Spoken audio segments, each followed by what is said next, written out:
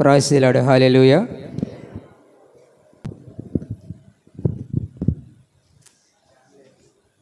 తండ్రి అయిన దేవునికి వందనాలు. లూకాసు వార్త 17వ అధ్యాయము 5-6 వచనాలు మనం చదువుకుందాం. అపోస్తలులు మా విశ్వాసము వృద్ధి పొందించమని ప్రభుతో చెప్పగా, ప్రభువు మీరు ఆవగింజంత విశ్వాసము గలవారైతే ఈ కంబలి చెట్టును చూచి నీవు వేళ్లతో కూడా పెళ్ళగింపబడి సముద్రములో నాటబడుమని చెప్పినప్పుడు అది మీకు లోబడును. ఇక్కడ యేసుక్రీస్తు ప్రభువారు అపోస్తలులు అనేటువంటి శిష్యులకు ఒక మాట సెలవిస్తూ ఉన్నారు. అపోస్తలులు ఏమని ఆ ప్రభుతో ప్రశ్న వేస్తున్నారంటే, ప్రభువా మా విశ్వాసాన్ని ఏమంటున్నారండి, వృద్ధి పొందించుము అని ప్రభువుని అడిగినప్పుడు యేసుక్రీస్తు ప్రభువారు చక్కని మాట మనకి తెలియపరుస్తూ ఉన్నారు. అయితే ఇక్కడ మనం గమనించవలసింది ఏమిటంటే, మనం అందరము కూడా ప్రార్థనలు చేస్తూ ఉంటాం. ప్రార్థన చేసినప్పుడు మనం ఒకటే చెబుతాం, ఈ ప్రార్థనలో పొందుపరచబడినవన్నీ కూడా జరుగుతున్నాయి అనే విశ్వాసంతో మనము ప్రార్థన చేయాలి. ఒక విశ్వాసం లేనటువంటి వ్యక్తి ఏమన్నాడంటే, అదేంటి మా పాస్టర్ గారు ఇలాగన్నారు, వేళ్లతో చెట్టుని పీకేయమని ప్రార్థన చేస్తే వేళ్ళతో పాటుగా కూడా అది సముద్రంలో పడిపోద్దా, ఈ చెట్టు ఎక్కడుంది, సముద్రం ఎక్కడుంది, అలాగే ఎలా పడిపోద్ది అని అనుకున్నాడట. ప్రార్థన చేసేటప్పుడు అని అనుకుంటున్నాడట, ఇలా చెప్పారు వేళ్లతో ఎలా పీకబడుతుంది అని విశ్వాసంతో ప్రార్థన చేయలేదు, అవిశ్వాసంతో లోపల అనుకుంటూ ఉన్నాడు. అప్పుడు ప్రార్థన చేశాడంట, ప్రభువా ఈ చెట్టుని తీసేసి ఎక్కడో సముద్రంలో పడసేయండి అని ప్రార్థన చేశాడట. తెరిచి చూడగా ఆ చెట్టు ఎక్కడ ఉందండి, అక్కడే ఉంది. ఎందుకు ఉంది? ఆయన విశ్వాసంతో ప్రార్థన చేయలేదు. అప్పుడు అనుకుంటుండట, నేను ముందే అనుకున్నాను, మా పాస్టర్ గారు చెప్పారు కానీ ఎలాగొచ్చేస్తుంది, ఈ చెట్టు మన చేతితో పీకలేం, కానీ నేను ప్రార్థన చేస్తే మా ఇంటి దగ్గర నుంచి సముద్రంలోకి ఎలాగెళ్ళిపోద్ది అని నేను ముందే అనుకున్నాను అని అనుకున్నాడట. అటువంటి వ్యక్తి విశ్వాసము లేనివాడు. విశ్వాసం లేనివాడు అక్కడంటే చెట్టు పీకేసి ఎక్కడో పడిసీలని కాదు దానికి అర్థము. నీకు బలమైనటువంటి శోధనలు వచ్చినప్పుడు, నీకనగా మాకనగా అందరికీ కూడా బలమైనటువంటి శోధనలు వచ్చినప్పుడు ఆ శోధనల కోసము విశ్వాసముతో ప్రార్థన చేస్తే వేళ్లతో పాటుగా పెళ్ళగింపబడి ఆ యొక్క వ్యాధి, ఆ యొక్క రోగము ఏదైనా సరే నీకు దూరంగా ఉంటుందని అర్థం చేసుకోవాలి. అది విశ్వాసము. నేను ముందే ప్రార్థన చేసుకున్నాను, నేను ప్రార్థన చేస్తే జరగదు. ఎవరైనా సరే, అమ్మ నాకు బాబు నాకు జ్వరం వచ్చింది ప్రార్థన చేయంటే అది వేరే ఒక ప్రార్థన చేశారు, జ్వరం తగ్గిందంటే తగ్గలేదమ్మా అంటే నేను ముందే అనుకున్నాను నేను ప్రార్థన చేస్తే జ్వరం అక్కడ తగ్గుతుంది అని. నీ ముందే అనుకున్నావు నువ్వు తగ్గదని. అది కాదు మనకు కావాల్సింది. విశ్వాసముతో ప్రార్థన చేయాలి. సేవకులే కాదండి ప్రార్థన చేయడం, సంఘ పెద్దలు, విశ్వాసులు ఎవరైనా సరే ప్రార్థన చేయడానికి, ఎవరి ప్రార్థన అయినా సరే దేవుడు వింటాడు. మీరు నిన్న కాలంలో ప్రార్థన చేశారు, ప్రభువా వర్షాన్ని తగ్గించు అని. చేశారా లేదా? అందరూ చేశారు. మరి దేవుడు విన్నాడు కదా. సేవకుల ప్రార్థన వింటాడా?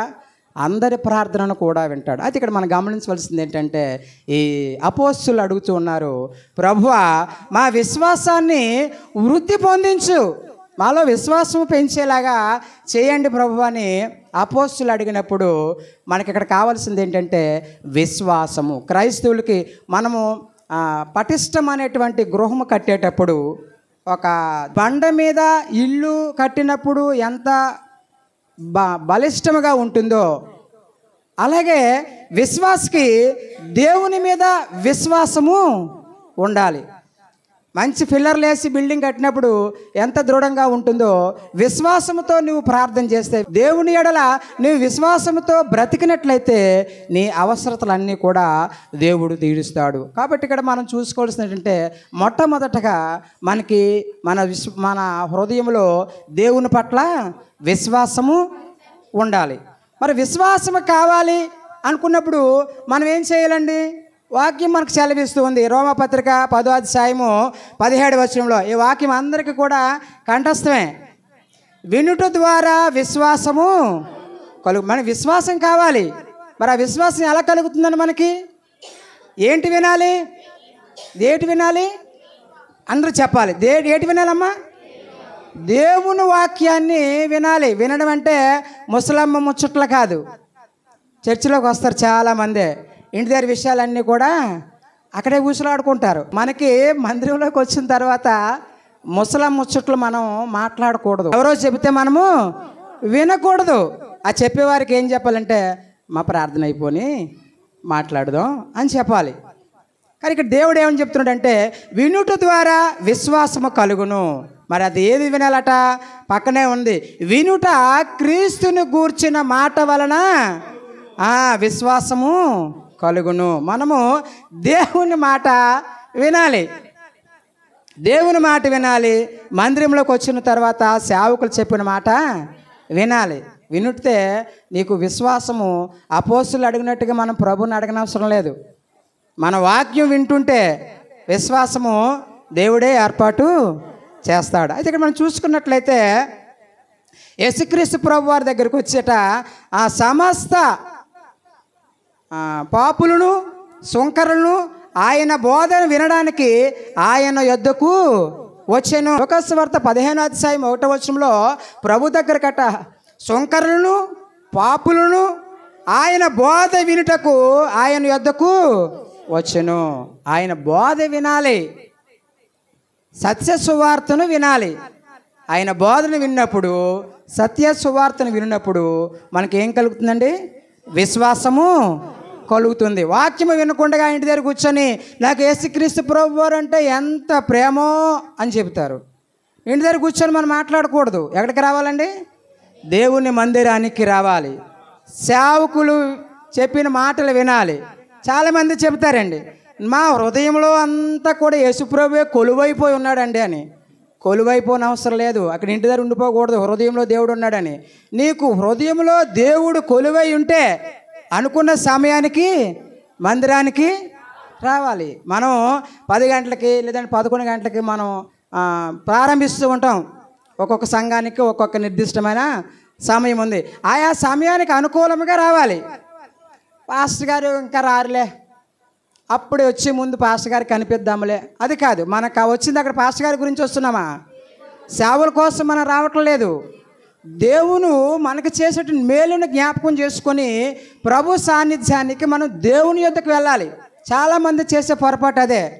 పాస్టర్ గారు 11 గంటలకు వాక్యం అనుకోండి, ప్రారంభం అనుకోండి. పాస్టర్ గారు ఒకవేళ 12 గంటలకు వచ్చారు అనుకోండి, మనం ఎన్ని గంటలకు వెళ్ళాలి? 11 గంటలకు ముందే వెళ్ళాలి. మనకి నిర్దిష్టమైన సమయం. ఒకవేళ సేవకులకి ఏదైనా పని వల్ల లేదంటే ఏదైనా ఎవరికైనా అనారోగ్యం వల్ల ఒకవేళ లేట్ అయినప్పుడు వారు లేటుగా రావచ్చు కానీ మనం సంఘంలోకి మాత్రము అనుకున్న సమయానికల్లా వెళ్ళాలి. ఇంకొక మాట మనకి దేవుడు చెబుతూ ఉన్నాడు. అపోస్తుల కార్యములు 28వ అధ్యాయము 26వ వచనం చూడండి. వినుట మట్టుకు విందురు కానీ గ్రహింపనే గ్రహింపరు. దేవుని యొక్క మందిరానికి వచ్చినప్పుడు ఏం చేయాలండి? సేవకులు వాక్యం చెప్పేటప్పుడు వినాలి. మరి వినాలని ఎందుకు చెప్తున్నాం? వినుట ద్వారా విశ్వాసం కలుగుతుంది కాబట్టి వినాలని ఈ రెఫరెన్స్లన్నీ నేను మీకు చెబుతూ ఉన్నాను. వినుట మట్టుకు వింటారు కానీ గ్రహింపరట. వాక్యం చెప్పేటప్పుడు వినాలి, విన్న వాక్యాన్ని గ్రహించుకోవాలి. ఆ విధంగా ఉన్నప్పుడు మనకు విశ్వాసము కలుగుతుంది. దేవుడు అర్పణలు అడగలేదు. దేవుడు ఏం చెప్తున్నాడంటే దేవుని యొక్క ఆజ్ఞను గైకొనమని చెప్తున్నాడు. మనకి 1 సమూయేలు గ్రంథము 15వ అధ్యాయము 22వ వచనంలో మనకు ఆ మాట కనిపిస్తుంది. ఒట్టేళ్ళకు అర్పించుట కంటే మాట వినుట శ్రేష్టము, బలులు అర్పించుట కంటే అట దేవుని యొక్క వాక్యము వినడము శ్రేష్టము. మనం ఇంటి దగ్గర కూర్చొని పాస్టర్ గారండి నేను చర్చికి ఇక నా వంతు 5,000 ఇస్తున్నానండి అని చెప్పడం మంచిది కాదట. ఇంటి దగ్గర కూర్చొని నా వంతు 10,000 ఇస్తున్నానండి అంటే గొప్పగా ఉంటుంది, కానీ దేవుని కాదట. నువ్వు వాక్యం విను, 10,000 కాదు, నీకు స్తోమత కొలది ఇంకా ఎక్కువ ధారాళంగా దేవునికి ఇయ్యు. అప్పుడు దేవుడు దాన్ని అంగీకరిస్తాడు. ఇచ్చినటువంటి కానుకకు దేవుడు ఇంకనూ కూడా నిన్ను బలపరుస్తూ ఉంటాడు. మనం ఎక్కడో వాక్యం వినకుండా మందిరానికి రాకుండా ఎప్పుడో పండగ పూట ఒకసారి వెళ్దాంలేండి పాస్టర్ గారికి కనిపిద్దామని ఆ విధంగా మనం ఆలోచన చేసినట్లయితే మన హృదయంలో విశ్వాసము ఉండదు. అపోస్తులు అడుగుతున్నారు, ప్రభువా మాకు విశ్వాసము వృద్ధి పొందించమని యేసుక్రీస్తు ప్రభు వారితో అపోస్తులు శిష్యులు అడుగుతూ ఉన్నప్పుడు అదే ప్రశ్న మనం వేసుకున్నట్లయితే ఇక్కడ ప్రభు మనతో సమాధానం చెప్తున్నాడు. ప్రభు మనతో మాట్లాడుతున్నాడు. నువ్వు వాక్యం వినుట ద్వారా విశ్వాసాన్ని కలిగి ఉంటావు, సత్యాన్ని అనుసరించడం ద్వారా విశ్వాసంలో కలిగి ఉంటావు. అంతేకాకుండా ఇక్కడ మనం చూసుకున్నట్లయితే యాకోబు పత్రిక 1వ అధ్యాయము 19వ వచనంలో ఒక చక్కని మాట ఒకటి రాయబడి ఉంది. ప్రియ సహోదరులారా, మీరు ఈ సంగతి ఎరుగుదురు గనుక ప్రతి మనుష్యుడు వినుటకు వేగురపడువాడును, మాటలాడుటకు నిదానించువాడును, కోపించుటకు నిదానించిన వాడునై ఉండవలెను. ఇక్కడ మనం చూసుకున్నట్లయితే దేవుని మందిరంలోనికి వచ్చి సేవకులు చెప్పేటువంటి వాక్యాన్నట వినడానికి ఎలా రావాలండి? త్వరగా వేగురపడి రావాలను. త్వరగా రావాలి. అయ్యో అయ్యగారు వస్తారు, పాటలు ప్రారంభించేస్తారు, ప్రార్థన అయిపోతుందని త్వరగా రావాలి. ఆ విధంగా వచ్చినప్పుడు నీ హృదయంలో విశ్వాసము వృద్ధి చెందుతూనే ఉంటుంది, అంటే అభివృద్ధి చెందుతూనే ఉంటుంది, ఎక్కువ అవుతుంది. ఒక రోజుకి విశ్వాసము, మన జీవితంలో విశ్వాసము పెరుగుతూ ఉంటుంది. ఎప్పుడైతే మనలో విశ్వాసము పెరిగిందో అప్పుడు దేవుని యొక్క వాక్యానికి అనుగుణముగాను, దేవుని యొక్క వాక్యానికి విధేయత చూపిస్తూ, దేవుని యొక్క వాక్యాన్ని మనము నమ్ముచు దేవుని మీద ఆధారపడి జీవించడానికి అవకాశము ఉంది. కాబట్టి ప్రియ సహోదరి సహోదరులారా, విశ్వాసము వృద్ధి కలగాలి అంటే మొట్టమొదటిగా మనం చేయవలసినటువంటి పని ఏమిటి అంటే వాక్యాన్ని వినాలి, విన్న వాక్యాన్ని గ్రహించాలి, ఆ వాక్యం ద్వారా మనము నడుచుకోవాలి, వినడానికి త్వరపడి రావాలి. ఆ విధంగా ఉన్నప్పుడు మనము మన జీవితంలో విశ్వాసము పెరుగుతూ ఉంటుంది. కాబట్టి ఇక్కడ మనకు ఒక చిన్న మాట నేను చెబుతాను చూడండి. 3వ యోహాను పత్రిక 4వ వచనంలో, నా పిల్లలు సత్యమును అనుసరించి నడుచుకొనుచున్నారని వినుట కంటే నాకు ఎక్కువైన సంతోషము, దేవునికట ఎక్కువైన సంతోషం ఏమిటంట? నా పిల్లలందరూ కూడా సత్యాన్ని అనుసరించుకొని నడుస్తున్నారు అనే మాట దేవుడు వినాలట. అతనికి అంతకంటే సంతోషం ఎక్కువ మరేమి కూడా లేదు అని వాక్యము సెలవిస్తూ ఉంది. అయితే ఇక్కడ మనం చూసుకున్నట్లయితే విశ్వాసం కోసం మనం ఇప్పుడు చెప్పుకున్నాం. ఈ విశ్వాసము వృద్ధి పొందినట్లయితే మన జీవితంలో అనేకమైనటువంటి అద్భుతాలు జరుగుతూ ఉంటాయి, అనేక ఆశ్చర్య కార్యాలు జరుగుతూ ఉంటాయి, అనేకమైనటువంటి ఆశీర్వాదములు దేవుని నుంచి మనము పొందుకుంటూ ఉంటాము.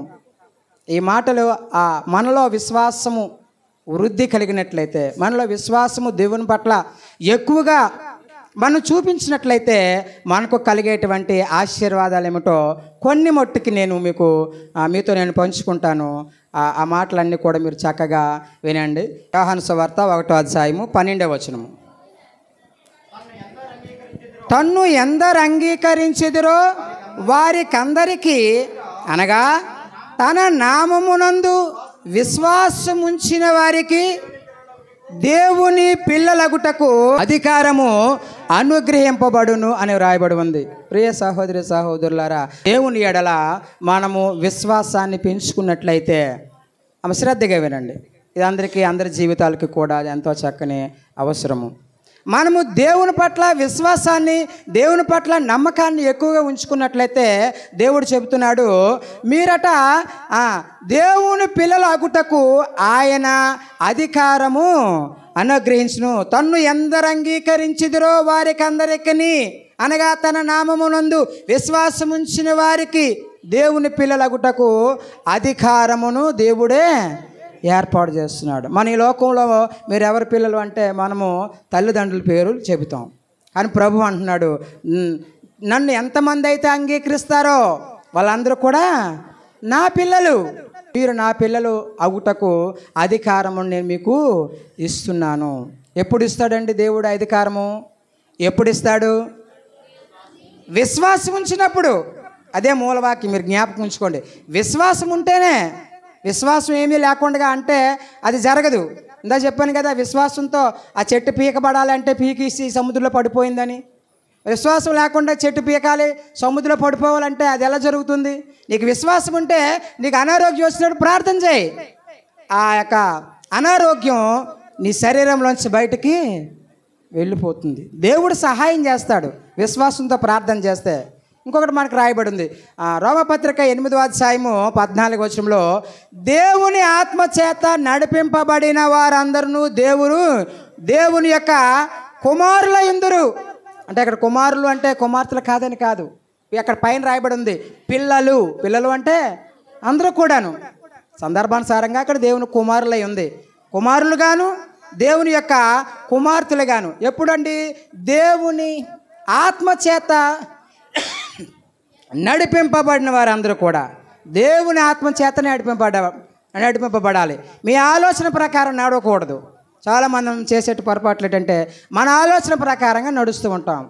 మనం ప్రార్థన చేసుకొని దేవుని చిత్తం ఏమై ఉందో, దేవుడు ఏ విధంగా మనల్ని నడిపిస్తున్నాడో అని మనము వెయిట్ చేసినట్లయితే దేవుడు మనలను నడిపిస్తూ ఉంటాడు. దేవుని ఆత్మచేత నడిపింపబడిన వారందరూ కూడా దేవుని కుమారులు గాను దేవుని కుమార్తెలు గాను దేవుని యొక్క పిల్లలుగాను ఆయన అధికారము ఇస్తూ ఉన్నాడు. అయితే ఇక్కడ మనం చూసుకున్నట్లయితే పిల్లలుగా అధికారము దేవుడు ఇచ్చాడు అనుకోండి. మన తల్లిదండ్రుల ఆస్తులు ఎవరికి ఇస్తారండి?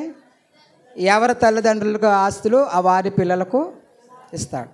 అలాగే అంటున్నాడు, దేవుని పిల్లలుగా మనం ఉన్నాం అనుకోండి, దేవుని యొక్క ఆస్తికి అంతటి కూడా వారసులు ఎవరు అండి? మన అందరము కూడాను అందరికీ సమానంగానే దేవుడు పంచుతాడు. అదేమిటంటే రాజ్యమునకు, దేవుని యొక్క రాజ్యమునకు వారసులుగా ఉంటాము. దేవుని పిల్లలుగా ఉన్నాం అనుకోండి, మనం దేవుని యొక్క పిల్లలుగా, లేదంటే దేవుని కుమార్తెలుగాను దేవుని కుమారులుగాను మనము ఆ దేవుని యొక్క ఆత్మచేత నడిపింపబడుచు ఉన్నాము అంటే అప్పుడు దేవుని యొక్క రాజ్యములో మొదట వారసులుగా ఉంటాం. మా ఇల్లు ఉందండి, మా ఇంటికి వారసుడు ఎవరు? నా కుమారుడు అవుతాడు. ఎవరి ఇంటికి వారసుడు? వాళ్ళ కుమారులు వాళ్ళ యొక్క కుమార్తెలు అవుతారు. మరి దేవుని యొక్క రాజ్యానికి, దేవుని యొక్క పట్టణానికి, ఆ యొక్క పరలోక రాజ్యానికి మనం వారసులు అయితే ఆ రాజ్యం ఎవరిదండి? స్వాస్థ్యం ఎవరిది? అదంతా కూడా దేవుడు మనకి ఇస్తాడు. ఇదంతా నా పిల్లలకే, మీరు దీంట్లో ఉండి దేవుణ్ణి స్తుతించండి. దేవుని యొక్క రాజ్యానికి వారసులుగా ఉంటాము. అలాగే అబ్రహాము గారికి దేవుడు వాగ్దానం చేశాడు. అబ్రహాము గారికి, లేకపోతే ఇస్సాకు గారికి, యాకోబు గారికి దేవుడు ఏ వాగ్దానాలను చేశాడో ఆ వాగ్దానాలకు వారసులుగా కూడా ఉంటాము. ఒకసారి తీద్దాం చూడండి, గలతీ పత్రిక 3వ అధ్యాయము 29వ వచనం. మీరు క్రీస్తు సంబంధులైతే ఆ పక్షమందు అబ్రహాము యొక్క సంతానమై ఉండి వాగ్దానం ప్రకారము వారసులై ఉన్నారు. మనం ఎలాగ వారసులుగా ఉన్నామండి? అబ్రహాము గారికి ఇచ్చినటువంటి వాగ్దానం ప్రకారముగా వారసులుగా ఉన్నాము. నాకు ఆస్తిలో వాటా కావాలనుకున్నప్పుడు తల్లిదండ్రుల మాటలు వినాలి. ఇప్పుడు చట్టం ఒకటి వచ్చిందండి, పిల్లలకు తెలుసో తెలియదో జాగ్రత్తగా ఉండండి. తల్లిదండ్రులు సంపాదించుకున్న ఆస్తి తల్లిదండ్రులకు ఇష్టం లేదంటే కానీ పిల్లలు ఇవ్వకూడదని వాళ్ళు ఇవ్వనవసరం లేదు. హైకోర్టులో కూడా, సుప్రీంకోర్టులో కూడా మనకి రిలీజ్ అయింది. పిల్లలు జాగ్రత్తగా ఉండాలి. మా డాడీ ఇంత సంపాదించాడు, నాకు కాబట్టి ఎవరికి ఇస్తాడులే అని తల్లిదండ్రులు ఇష్టం అది. మరి ఈ ఆస్తిని అంతటిని కూడా దేవుడు ఏర్పాటు చేసుకున్నాడు పరలోక రాజ్యంలో. ఆ ఆస్తి అంతా కూడా దేవునిది. మరి ఇవ్వాలా మానేయాలని ఎవరి ఇష్టం అండి? ఆయనకు అనుగుణంగా మనం నడుచుకుంటే, మనం చెప్పిన మాటలు విన్నారనుకోండి, పిల్లల మీద మనం వ్యతిరేకంగా ఎందుకు వెళ్తాం? మనకు వ్యతిరేకంగా ఉంటే మనకు వ్యతిరేకంగా ఉంటాం. అరే పోరా, నీకు ఆశలో ఏం లేదు అని మనం చెబుతాం. తండ్రి కూడా అలాగే చెబుతున్నాడు. ఆయన ఆత్మచేత నడిపింపబడిన వారందరూ కూడా ఆయన రాజ్యంలో వారసులుగా ఉంటారు. ఆయన వాగ్దానానికి వారసులుగా ఉంటారు. ఆయన ఆస్తికి అంతటికి కూడా వారసులమే మనమందరము కూడా. ఎందుకంటే మనమందరము కూడా ఆయన ఆత్మచేత నడిపింపబడుచు ఉన్నాము. ఐక్యారాధన ఉన్నది అనేసరికి ఎన్ని పనులు ఉన్నా సరే మనము వాటిని విడిచిపెట్టి ఈ యొక్క మందిరంలో మనము కూర్చొని ఉన్నాము. ఇంకొక మాట అండి, అయితే పాస్టర్ గారండి ఈ లోకంలో మనం చూసుకున్నట్లయితే వ్యత్యాసాలు కనపడుతూ ఉంటాయి. దేవునికి అటువంటి వ్యత్యాసం ఏమి కూడా లేదండి. ఒకసారి చూద్దామా? గలతీ పత్రిక 3వ అధ్యాయం 28వ వచనంలోనే దానిపైన చూడండి. రైట్. ఇందులో యూదుడని గ్రీసు దేశస్థుడని లేదు, దాసుడని స్వతంత్రుడని లేదు, పురుషుడని స్త్రీ అని లేదు, యేసుక్రీస్తునందు అందరూ ఏకమై ఉన్నారు. దేవునికి నామానికి మహిమ కలుగునుగాక. హల్లెలూయా. ఇక్కడ చక్కని మాట మనకి సెలవిస్తుంది గలతీ పత్రికలో.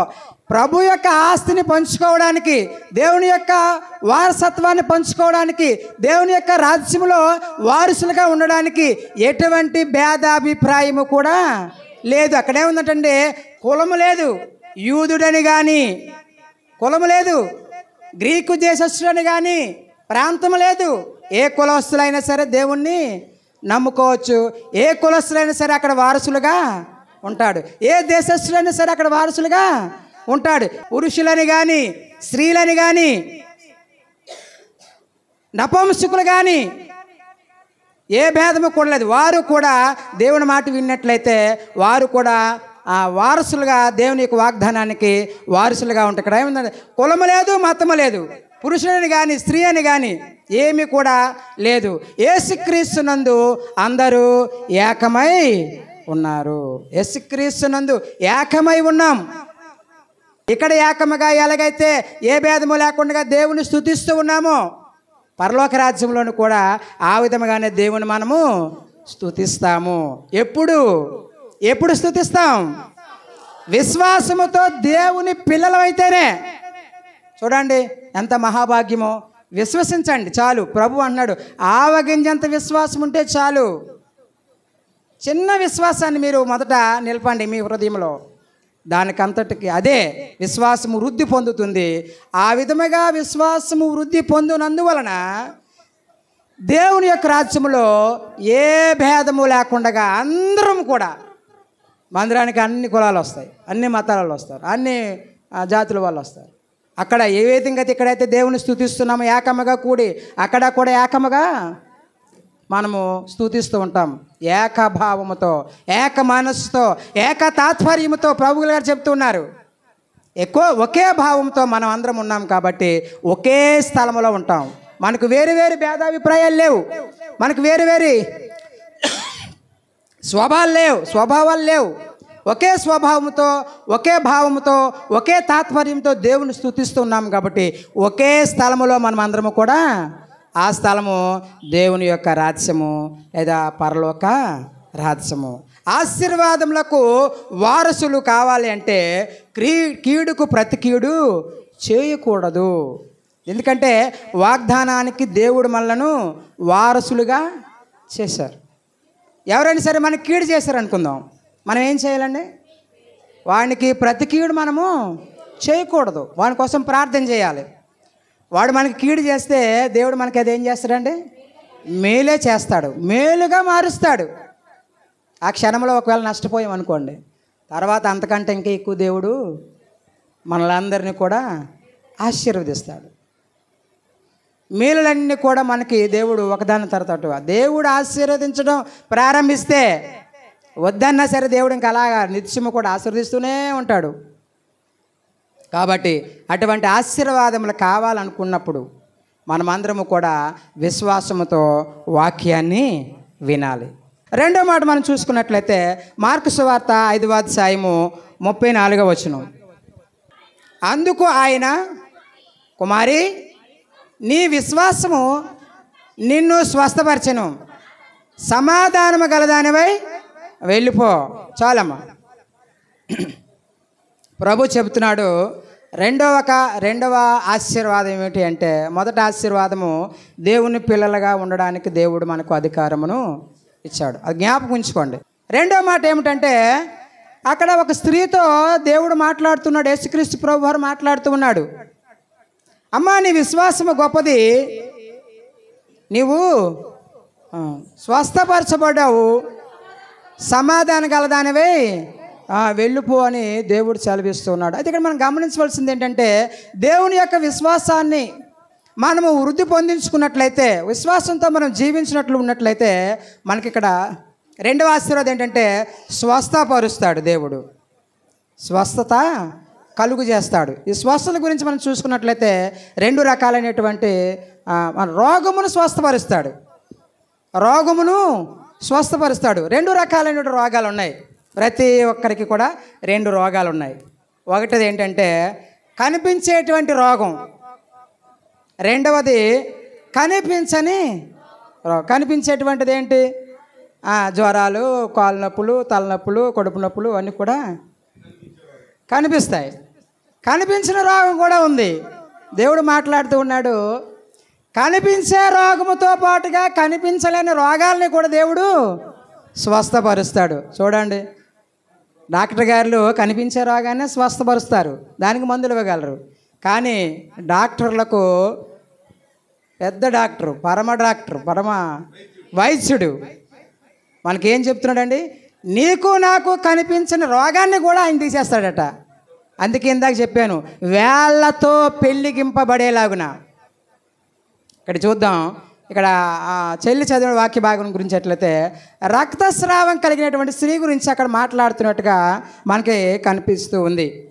అయితే ఇక్కడ మనం చూస్తే ఆ రోగాన్ని దేవుడు చెంగు తాకగానే ఆ స్త్రీ యొక్క రోగము నయమైనట్లుగా కనిపిస్తుంది. ప్రియ సహోదరి సహోదరులారా, మనందరికీ కూడా కష్టం రావడం సహజం, రోగం రావడం సహజం, అస్వస్థత రావడం వస్తూ ఉంటుంది. అలాంటప్పుడు మనం ఏం చేయాలంటే శ్రద్ధగా విశ్వాసంతో దేవునికి ప్రార్థన చేయాలి. దేవునికి ప్రార్థన చేసినప్పుడు దేవుడు ఆ యొక్క రోగము నుంచి మనలను బాగు చేస్తాడు. పరిపూర్ణమైన ఆరోగ్యాన్ని దేవుడు ఇస్తాడు. అటువంటి పరిపూర్ణమైన స్వస్థత కోసము దేవునికి మనము ప్రార్థన చేయాలి. అయితే కనిపించిన రోగాలు కూడా మనకు కనిపిస్తూ ఉన్నాయి. చూడండి, ఇర్మియా గ్రంథము 17వ అధ్యాయము 9వ వచనంలో, నేను త్వరగా ముగిస్తాను. హృదయము మోసకరమైనది, అది ఘోరమైన వ్యాధి గలది. చాలండి, గ్రహింపగలవాడు ఎవడును కూడా లేడు. మన హృదయంలో అది ఎవరికి కనపడదండి, బయటికి చాలా బాగా మాట్లాడుతూ ఉంటారు. లోపల కొంతమంది ఏం చేస్తూ ఉంటారంటే వాళ్ళ మీద దురాలోచనలు పెట్టుకుంటూ ఉంటారు, ఈర్ష్యలు పెట్టుకుంటూ ఉంటారు, కోపాలు పెంచుకుంటూ ఉంటారు, బయటికి బాగా మాట్లాడుతూ ఉంటారు. కొంతమంది లోపలికి ఈడు నష్టపోవాలి అని అనుకుంటూ ఉంటారు. కానీ ఇందాక మనం చెప్పుకున్నాం, కీడుకు ప్రతి కీడు మనం ఎప్పుడు కూడా చేయకూడదు. ఎవరైనా సరే, మా విశ్వాసం తెలుసు, మొన్నే చెప్పాను, మనం ఎవరినైనా తిడతాం, తిట్టినప్పుడు ఏమంటాం? ఏదో చెప్తూ ఉంటాం, అలా పోవాలి ఇలా పోవాలని. ఒకరు పొమ్మంటే మనం పోమండి, రాలిపోమంటే రాలిపోము, అలాగే అతకబాడి అంటే పెవి గిక్కుతో గట్టిగా అతికింపబడము.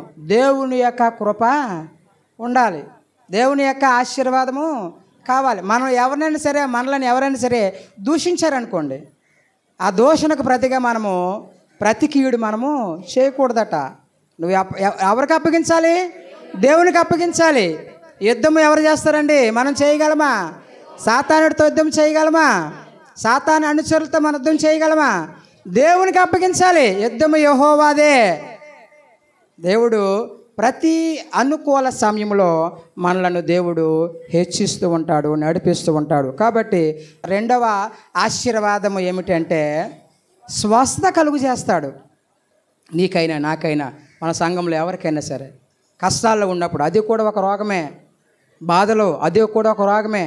దేవునికి మనం మొరపెట్టుకుంటాం, ప్రభువా నాకు ఇన్ని కష్టాలు ఉన్నాయి, దీని నుంచి నాకు సహాయం చేయి అనగా దేవుడు మనల్ని పట్టుకొని అలా ఆ ఊబిలో నుంచి, ఆ కష్టం అనేటి ఊబిలో నుంచి, లేదంటే అప్పులు అనేటువంటి ఊబిలో నుంచి దేవుడు మనలను రెక్క పెట్టుకొని నడిపిస్తాడు, లేపుతాడు.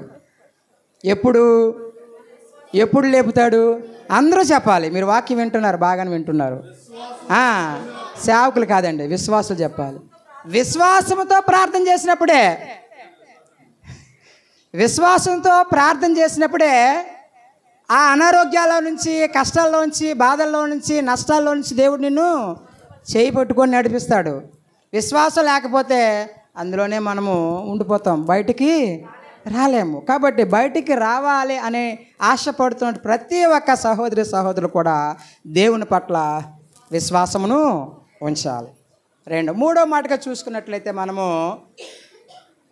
యోహాను సువార్త 3వ అధ్యాయము 16వ వచనం. దేవుడు లోకమును ఎంతో ప్రేమించెను కాగా ఆయన తన అద్వితీయ కుమారుని యందు పుట్టిన వాని యందు విశ్వాసముంచిన వాడు నశింపక నిత్యజీవమును పొందినట్లు ఆయన మనకు అనుగ్రహించును. ఇక్కడ 3వ ఆశీర్వాదం ఏమిటి అంటే నిత్య జీవము. పాస్టర్ గారు బాగా అందించారు. నిత్య జీవము. మనము ఈ లోకంలో కొందరు కొన్ని సంవత్సరాలు, కొందరు తక్కువ, కొంతమంది ఎక్కువ సంవత్సరాలు బ్రతికి జీవిస్తూ చనిపోతూ ఉంటారు. కానీ దేవుని ఎడల విశ్వాసంతో మనం ఉన్నట్లయితే నిత్య జీవానికి కూడా నువ్వు వారసుడివే. ఆయన పిల్లలకు వారసులము. ఆయన పిల్లలుగా మనం అందరినీ కూడా అధికారం ఇస్తున్నాడు. స్వస్థతకు వారసులము. 3వది నిత్య జీవానికి కూడా వారసులుగా ఉంటున్నాము. ఎప్పుడంటే ప్రభువుని విశ్వసించినప్పుడు. ఇక్కడ యోహాను సువార్త 11వ అధ్యాయం 25వ వచనంలో పునరుద్ధానమును జీవమును నేనే, నా యందు విశ్వాసం ఉంచిన వాడు చనిపోయినను బ్రతుకును. చనిపోయినా సరే బతుకుతాడు అటండి. అంటే ఇక్కడ మనం అర్థం చేసుకోవాల్సింది ఏంటంటే మనకి రెండవ మరణము లేదు.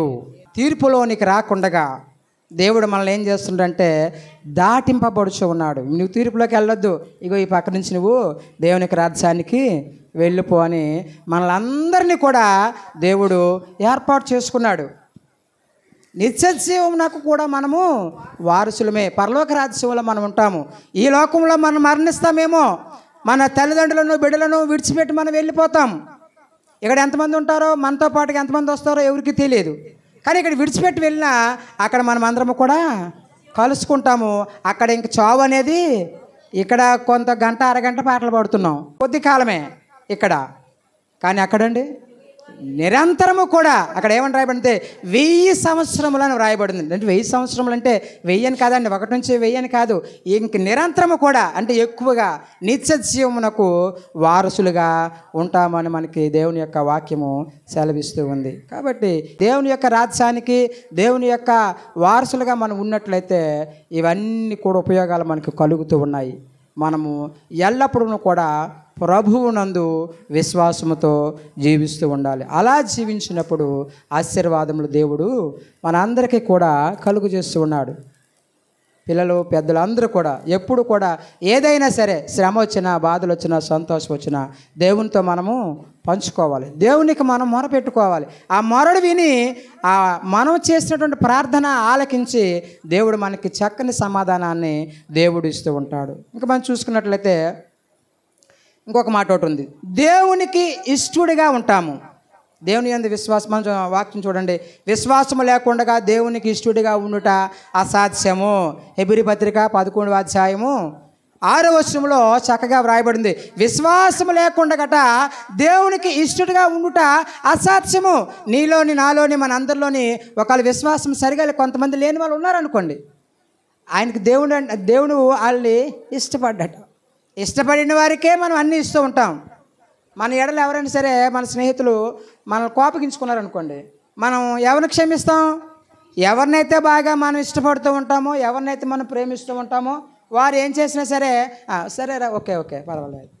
అలాగా దేవునికి ఇష్టడిగా మనం ఉన్నట్లయితే ఎన్ని ఆశీర్వాదాలు, ఇది కావాలయ్యా ప్రభు అంటే తీసేసుకొని చెబుతాడు దేవుడు. అయ్యా నాకు ఇది కావాలి, తీసుకో. నీకు ఎన్ని ఆశీర్వాదం కావాలంటే ఎన్ని అడిగితే అన్నీ కూడా దేవుడు ఇస్తూ ఉంటాడు. దేవుడికి నువ్వు ఇష్టడిగా ఉండాలి. ఇష్టడిగా ఉండాలి అంటే విశ్వాసాన్ని కలిగి, హెబ్రీ పత్రికలో మనకు సెలవిస్తూ, విశ్వాసము లేకుండా ఇష్టడిగా ఉండుట అసాధ్యమట. సాధ్యపడదు ఇంకా. కాబట్టి ఆశీర్వాదం కావాలని కోరుకున్నటువంటి ప్రతి ఒక్క బిడ్డ కూడా విశ్వాసముతో దేవునికి ఇష్టడిగా ఉండాలి. అలాగే ఇంకొక ఆశీర్వాదం ఉంది, నీతిమంతులుగా ఉండాలి. దేవుడు అనుగ్రహిస్తున్నాడు. గలతీ పత్రిక 3వ అధ్యాయం 6వ వచనంలో అబ్రహాము దేవుని నమ్మను, అది అతనికి నీతిగా.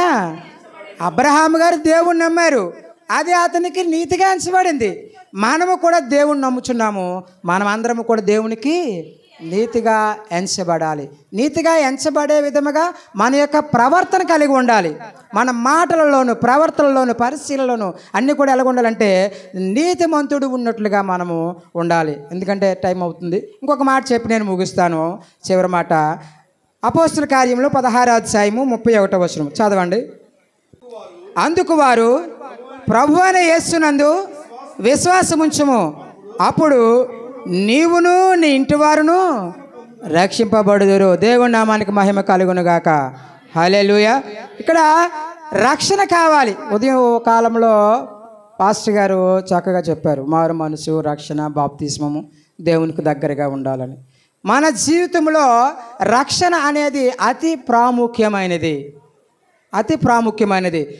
ప్రభువుని యేసునందు విశ్వాసం ఉంచినప్పుడు నీవును, నీతో పాటు ఎవరండి, నీ ఇంటి వారందరూ కూడా రక్షింపబడుదురు అని చక్కని మాట మనకి వ్రాయబడి ఉంది. ప్రియ సహోదరి సహోదరులారా, దేవుని యొక్క ఆశీర్వాదములు మనం కావాలనుకున్నప్పుడు దేవుని ఎడల మనము విశ్వాసముతో జీవిస్తూ ఉండాలి. అక్కడ సత్యమును గ్రహించాలి, వాక్యమును వినాలి. వినుట ద్వారా మనకి విశ్వాసము కలుగుచూ ఉంది. విశ్వాసం లేకపోతే దేవుడు మనలను తిడతాడండి. మూర్ఖ తరమ వారులారా, మీకు ఎన్నిసార్లు చెప్పాలి? నేను పాస్టర్ గారు చెబుతూ ఉంటారు, అమ్మ ఆ విధంగా ఉండండి, దేవుడు ఈ విధంగా మాట్లాడుతూ ఉంటే మళ్ళా ఆ విధంగానే మరలా ఏదైతే సేవకులు ఏదైతే వాక్యం చెబుతుందో దానికి వ్యతిరేకంగా మనం జీవించామనుకోండి, దేవుడు అంటున్నాడు, మూర్ఖపు విశ్వాసము లేని మూర్ఖ తరమ వారులారా, నేను మీతో ఎంతకాలం ఉంటాను, ఎంతవరకు మిమ్మల్ని సహించుకుంటాను అని దేవుడు క్రీస్తు ప్రభు వారు అక్కడ అపోస్తులను గద్దించినట్లుగా మనకి కనిపిస్తూ ఉంది. ప్రియ సహోదరులారా, దేవుని చేత మనము గద్దింపబడకూడదు, దేవుని చేత మనం ఆశీర్వదింపబడాలి. ఎప్పుడు గద్దిస్తాడు దేవుడు? ఆయన చెప్పిన పని చేయకపోతే గద్దిస్తాడు. అలా కాకుండా దేవుడు ఏదైతే పని చేయమన్నాడో, ఏదైతే చేయొద్దన్నాడో ఆ విధంగా మనం మన నిజ జీవితంలో నడుచుకున్నట్లయితే దేవుని యొక్క ఆశీర్వాదంలో మనము పొందుకుంటాము. కాబట్టి ఈ వాక్యం అంతట్లో కూడా మనమందరం ఏం చేయాలంటే దేవుని ఎడల విశ్వాసాలలో మనము జీవిస్తూ ఉండాలి. ఈ 6 మాటలు కూడా మీరు జ్ఞాపకం ఉంచుకోండి. 6 మాటలు కూడా నేను ఒకటి చెబుతాను. మొదట మనం చూసుకున్నట్లయితే దేవుని యొక్క వారసులుగా, దేవుని యొక్క పిల్లలుగా దేవుడు మనకి అధికారమును ఇస్తున్నాడు. రెండోది చూసుకున్నట్లయితే మన జీవితంలో అనారోగ్యం వచ్చినప్పుడు దేవుడు స్వస్థతను ఇస్తాడు. మరలా మూడోది చూసుకున్నట్లయితే నిత్య జీవాన్ని దేవుడు ఇస్తున్నాడు. నాలుగోది చూసుకున్నట్లయితే దేవుడికి ఇష్టడుగా ఉంటే ఆయన మనం ఏది కావాలంటే అది మనకి ఇస్తాడు కాబట్టి ఇష్టడుగా ఉండాలి. ఐదవదిగా నీతిమంతునిగా మనం జీవించాలి. ఆరవదిగా మనం దేవుని పట్ల విశ్వాసాన్ని ఉంచుకున్నట్లయితే నీవు, నీ కుమారులు, నీ కుమార్తెలు, నీ ఇంటి వారందరూ కూడా రక్షింపబడుదురు. ఆ రక్షణ భాగ్యము మన అందరికీ కూడా ప్రభు అయిన యేసుక్రీస్తు కృప ద్వారా, యేసుక్రీస్తు యొక్క మరణము ద్వారా మనం అందరము కూడా పొందుకున్నాము. అటువంటి విశ్వాసాన్ని మీరెవరు కూడా నిర్లక్ష్యము చేయకూడదు. అనుదినము దేవుని యొక్క వాక్యాన్ని ధ్యానం చేసుకున్నట్లయితే, అనుదినము దేవుని యొక్క వాక్యానికి అనుకూలంగా మనం నడుచుకున్నట్లయితే నీటి కాలువల యోరన నాటబడిన మొక్క వలె మనము వికసిస్తూ ఉంటాము. ఎండిపోయిన చెట్టుకి పచ్చగా ఉన్న చెట్టుకి ఎంత తేడా ఉంటుందండి? ఎండిపోయిన చెట్టు చూడబుద్ది అవ్వదు. పచ్చగా ఉన్న చెట్టు చాలా ప్రశాంతంగా కనిపిస్తుంది. దాని దగ్గరికి వెళ్ళి మనం సేద తీర్చుకుంటాం. అలాగా మనము నీటి కాలువ వారన నాటబడిన మొక్క వలె ఉండాలి అంటే, ప్రకాశవంతంగా ఉండాలి అంటే దేవుని ఎడల విశ్వాసాన్ని మనం పెంచుకుంటూ మన జీవిత కాలం అంతా కూడా ఆయనపై మనము భారము వేస్తూ ఆయన ద్వారా మనము ఈ లోకంలో నిత్య జీవానికి వారసులుగా ఉంటున్నాం. కాబట్టి ఆయనతో పాటుగా ఆయన వాక్యాన్ని అనుసరించి మనం నడుచుకున్నట్లయితే ఈ ఆశీర్వాదములన్నీ కూడా మనం పొందుకుంటామని చెబుతూ చక్కగా వాక్యం విన్న మీకందరికీ కూడా నా హృదయపూర్వక వందనాలు తెలియజేస్తూ ఉన్నాను. ఈ అవకాశం ఇచ్చినటువంటి అధ్యక్షులు అన్నయ్య గారికి నా హృదయపూర్వక వందనాలు. అలాగే ఈ యొక్క కూడికని ఏర్పాటు చేసినటువంటి స్థానిక సేవకులు రమణ పాస్టర్ గారికి కూడా నా హృదయపూర్వక వందనాలు తెలియజేస్తూ ఈ వాక్యాన్ని నేను ముగిస్తూ ఉన్నాను.